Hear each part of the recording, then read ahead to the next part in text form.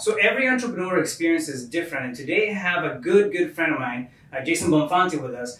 And we're just going to do a quick conversation on one of the biggest and most important things I think that's got to be done as an entrepreneur.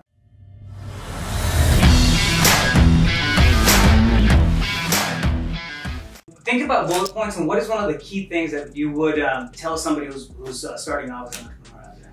Well, for me, I think it's the mindset. Obviously, we've talked many times about mindset. I also believe it's part of that mental toughness that you build as you complete little tasks and you do things, even when you don't feel like doing them.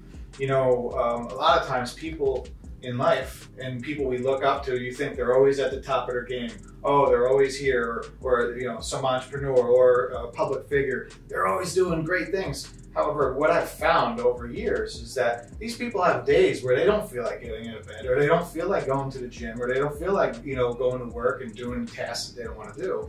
And, you know, but the difference between them or people that you look up to, and sometimes what we do as people, is we don't get out of bed, or we don't just embrace, I call it embracing the suck, and embrace a little bit of a sucky moment or a task that you really don't want to do, or going to the gym. But I've found, you know, even going to the gym or working out, whether you do the task, you know, I've found over time that if you start, even if you don't feel, even if you could give a 75% when you're normally 100%, once you leave the gym, once you get finished with the task, once your day is over, you feel so much better about yourself. And those little things like that, they add the self-confidence that you could do it the next time.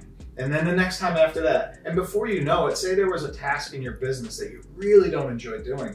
Over time, if you complete it, even if you're doing it at 75 or 80%, over time, it becomes a nothing to you. And it's like, oh, wow. And you see, you know, things out there like, you know, Wim Hof with the cold water plunges. You see people that are, they go to the gym and work out 2 times a day. You see it in business too, is that, you know, even though you don't want to get on the phone and make calls, you just get up and make the calls. And once your hour of your call time is set and done, you just feel better about yourself. And it's those little things like that that add evidence.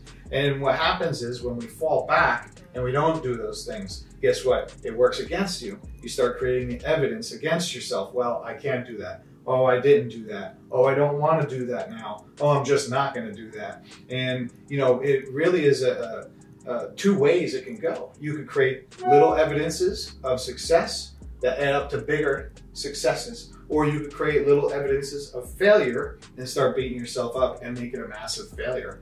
And it's like that with anybody.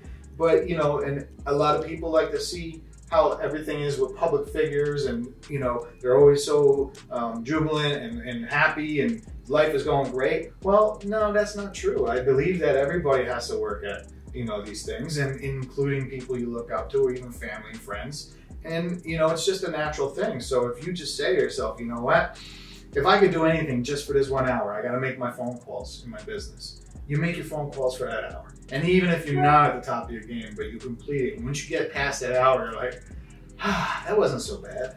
You know, and you start creating those successes, you'll start taking, start putting more evidence in the basket to build towards that success. Well, that, and I think you also start writing on the power of, you know, habit, right? You create that habit about completing you know, 1 task. 2, your projections for the goals that you want to meet become bigger, because those are handled. If you don't handle the little stuff, you're not going to be able to handle the big stuff. So, yeah, thank you so much, man. Embrace the suck. There you guys have it. One of the most important things that you got to do as an entrepreneur. If you don't want to do it, but you have to do it, still do it. Embrace the suck and have fun while you're doing it. Exactly. Stay tuned, stay focused. You got this.